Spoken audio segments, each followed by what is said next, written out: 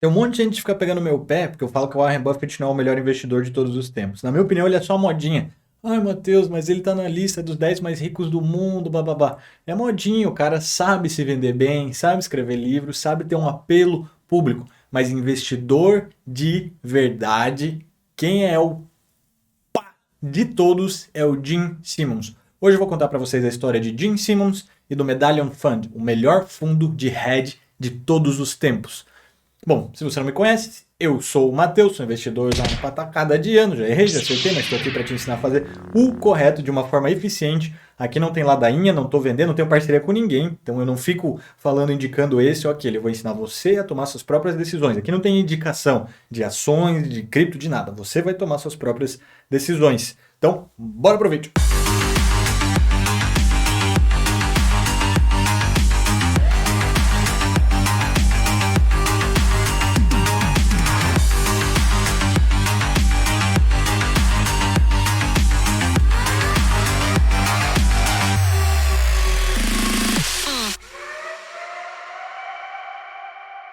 James Harris Simmons, ou Gene Simmons, para os íntimos. Sou íntimo. Mentira, não sou não. Ele nasceu em 1938 em Massachusetts, Estados Unidos, e ele adorava matemática.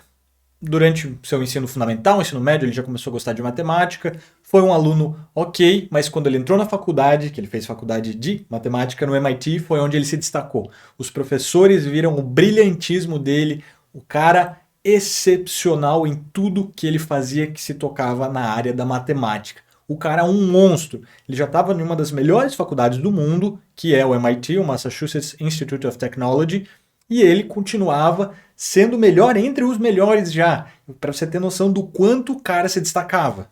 Ele, logo depois que se graduou, em menos de 2 anos depois, ele já tinha um PhD, nenhum lugar menos do que Berkeley, na área de matemática e estatística também. 2 anos. O cara já veio, né? Tem aquele caminho mais curto entre mestrado, doutorado, PhD. O cara já foi direto. 2 anos depois de formado, ele já estava com PhD. Pra você ver como o cara é monstro. Só que aí entra aquele velho ditado, meu pai já me ensinava, eu espero que vocês ainda tenham gravado isso na cabeça. O inteligente trabalha para o esperto. O que aconteceu com o Gene Simmons? Foi trabalhar para o governo.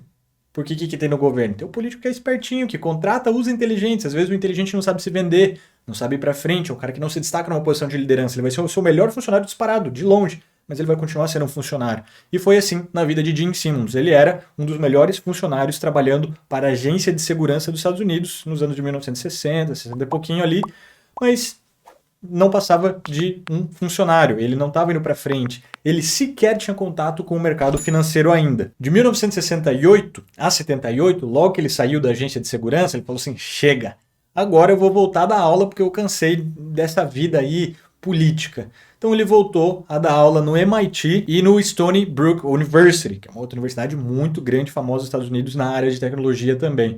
Teve um ótimo desempenho. Obviamente, ele virou um catedrático, né? Quem não sabe o que é catedrático, o Google tá aí para isso. Mas ele era excepcional nisso também e ele criou aí várias iniciativas para aprimorar o ensino da matemática nos Estados Unidos. A vida dele é matemática, o cara é bom, mas mesmo assim ele não estava vendo a vida dele progredir como ele achava que conseguiria, onde ele conseguiria chegar. Então, no início dos anos 80, Gene Simmons entrou para o mercado financeiro. Ele fundou a Renaissance Technologies, que é um grupo de investimentos onde eles têm vários fundos e um deles, o primeiro, que é o Medallion Fund, esse que se destaca por ser o melhor hedge fund de todos os tempos. E aí que a brincadeira começou a ficar mais séria. Por quê? Ele falou, eu vou aplicar os meus modelos matemáticos aqui. Primeiro ele começou com Value Investing, onde ele procura o valor das ações para crescer, aquelas ações de longo prazo, buy and hold, você pega aquelas que estão subprecificadas no mercado, espera anos e anos, mas ele falou assim, eu consigo fazer melhor que isso, eu consigo prever, eu tenho certeza que existem padrões que as pessoas não estão vendo, eu sou um ótimo matemático, eu consigo encontrar isso. Foi isso que ele apostou e nisso que ele correu atrás. Gene Simmons falou, eu vejo padrões aonde pessoas não veem. Isso é uma frase verdadeira dele. E ele foi atrás de conseguir fazer isso. Então ele contratou aí físicos, contratou matemáticos, contratou programadores, pessoas excepcionais na sua área. Mas note que pouquíssimas pessoas do mercado financeiro ele contratou. Eram pessoas que tinham envolvimento com o mercado financeiro, mas eles não tinham formação em economia, em finanças, em macroeconomia, política, sei lá, nada disso. Eram pessoas que eram áreas marginais a essa, ou seja, pessoas que cuidavam de dados, programadores, enfim, pessoas boas em suas áreas que não eram necessariamente na área de investimentos. Então, ele criou o Medallion Fund com essa galera aí aos 44 anos, em 1982. Ele ficou como CEO da empresa até 2010, quando ele passou o cargo para frente, decidiu se dedicar a outros projetos pessoais dele, que são muito legais, inclusive. Ele é um filântropo muito famoso, ele doa grande parte da sua fortuna. Mas como é que ele ficou rico, Matheus? Me explica. Então vamos dar um passo aqui atrás. Quando ele foi fundar a empresa dele, a Renaissance Technologies, ele não tinha dinheiro suficiente para iniciar a empresa. Então ele pegou dinheiro emprestado com a família dele. E hoje em dia eles administram mais de 68 bilhões de dólares. O fundo, fica aqui já, para você que já está procurando no Google, o fundo, ele é fechado. Apenas pessoas que trabalham na empresa e familiares próximos, conhecidos próximos, podem investir ali. Eles não querem mais dinheiro, eles não querem mais pessoas. Então tudo começou logo com esse empréstimo e ele conseguia ver padrões onde as pessoas não conseguiam. Ele, com esse dinheiro, usou para pagar o salário de outras pessoas que ele estava contratando, essas pessoas que eram excepcionais na área, e ele começou a se interessar cada vez mais por modelos quantitativos, ou seja, ele olha apenas para os dados. Não importa o momento econômico que a empresa está, que o país está, a situação política, nada disso importa. O que importa são os modelos matemáticos que estão sendo aplicados e como ele consegue prever aqueles padrões mirabolosos ali no meio dessa quantidade de dados. Então a estratégia dele de verdade era sistematizar e colocar algoritmos na sua estratégia. Então ele passou a contratar, inclusive, físicos, que são pessoas que trabalham com quantidades de dados incomensuráveis, porque ele não quer que a pessoa fique levando em consideração outros conceitos já inerentes do mercado. É porque ele está bearish, o mercado ele está bullish, porque a empresa está fazendo não sei o quê, porque o EBITDA da empresa... Não, nada disso importa. O que importa são os padrões do mercado. Ele conseguiu notar que trabalhando com o mercado futuro, commodities, forex, né, o câmbio entre moedas, ele conseguia ter uma alavancagem muito maior, um lucro muito maior, porque as operações estavam dando certo. Esse é um mercado muito mais arriscado, só que o retorno também é infinitamente maior, como a gente consegue ver sendo o maior fundo de hedge de todos os tempos. Então ele começou a aplicar esses modelos, foram aprimorando, foram melhorando, programação, servidores, vai melhorando cada vez mais. Só que quando chegaram as crises, ali no ano 2000, 2008 e afins, foi quando ele explodiu de verdade. Os modelos de previsão de dados deles conseguiram ver tudo isso acontecendo antes da hora. Eles viram que a taxa de juros estava tal e que a economia estava assim, assado, e conseguiram ver esse deslocamento, eles conseguiram prever o que estava acontecendo. Então, o crescimento foi exponencial. Na crise dos anos 2000, no .com, eles tiveram 98% de retorno, enquanto a média do mercado foi negativa. Os maiores fundos foram negativos, eles retornaram 98%. Na crise do subprime, em 2008, eles tiveram 60% e tralala, se eu não me engano também, mas é um retorno absurdo para esse mesmo período, enquanto vários outros fundos demoraram 2, 3 anos para sair do negativo.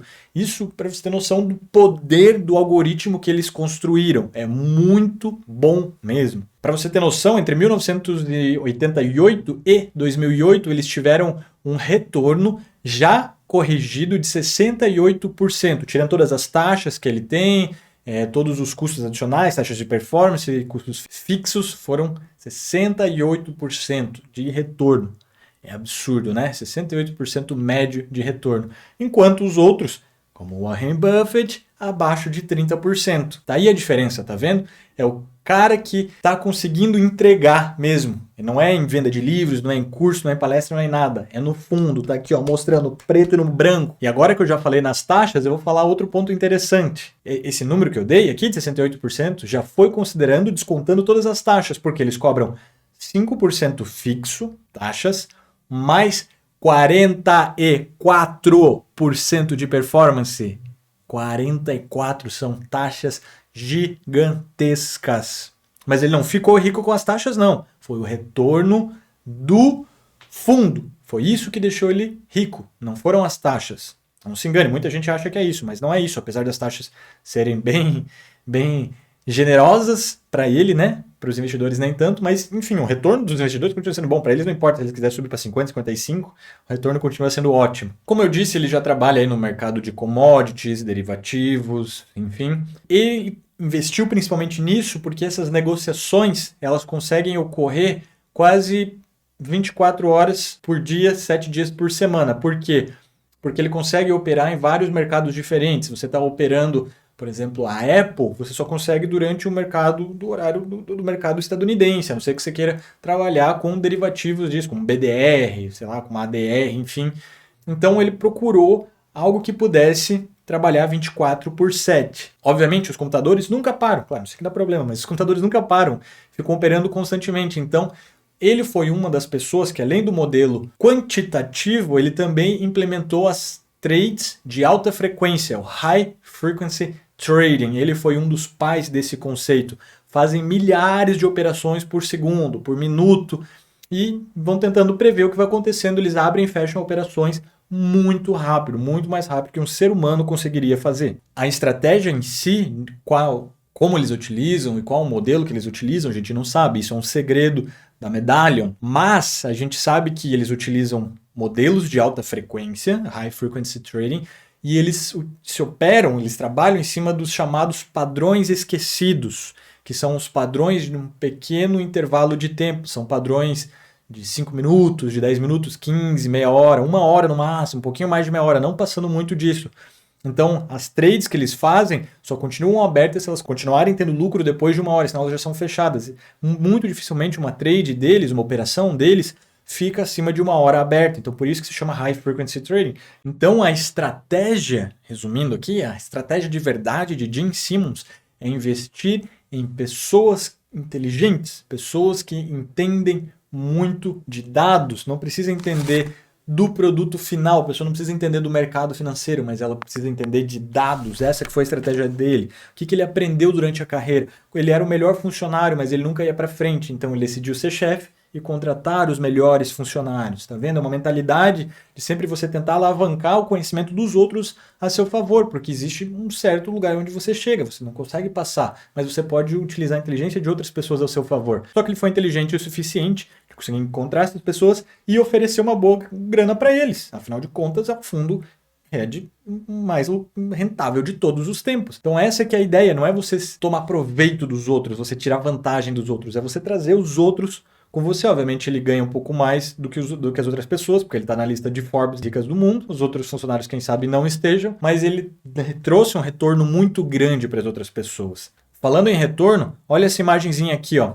Olha que interessante, isso aqui é a comparação se você tivesse investido $100 em 1988 no fundo do Medallion, em comparação com o SP500, que é o índice das empresas dos Estados Unidos. Então, primeiro a gente tem aqui, ó, se você tivesse investido só no SP500 diretamente, em 1988, em 2018 você teria $1.910, né? Um crescimento de capital, ok. Se você fosse seguindo as precificações perfeitas do mercado dos Estados Unidos, você teria 1.288. Agora, se você tivesse investido no Medallion Fund, o fundo do Gene Simmons, você teria 398.723.879 Matheus, isso é mentira. Você está mentindo para mim, Matheus. É impossível isso acontecer. É só você olhar para os bilhões que o Gene Simmons tem. Fala pra mim que é mentira. Ele é uma pessoa muito reservada. Ele não é igual a outras pessoas que adoram dar entrevistas, adoram dar palestras. Inclusive, tem um livro escrito sobre a história dele, onde Greg Zuckerman, que é um repórter maravilhoso, conseguiu trair mais dados sobre o que acontece lá dentro. Ele falou com vários ex-funcionários durante quase 2 anos até conseguir chegar no Gene Simmons, que deu uma entrevista curtíssima, porque ele é uma pessoa muito reservada e não gosta de falar muito sobre isso. E ali ele falou um pouco mais sobre como ele ganhou esse dinheiro, como ele trata os funcionários. E é um livro muito legal. Eu já li esse livro, então eu recomendo para vocês, caso vocês queiram entender um pouco mais da mentalidade dele sobre o mercado quantitativo. É um livro maravilhoso, principalmente sobre essa mentalidade de você ser chefe, ser funcionário, ser o melhor funcionário, ser inteligente, ser esperto, enfim.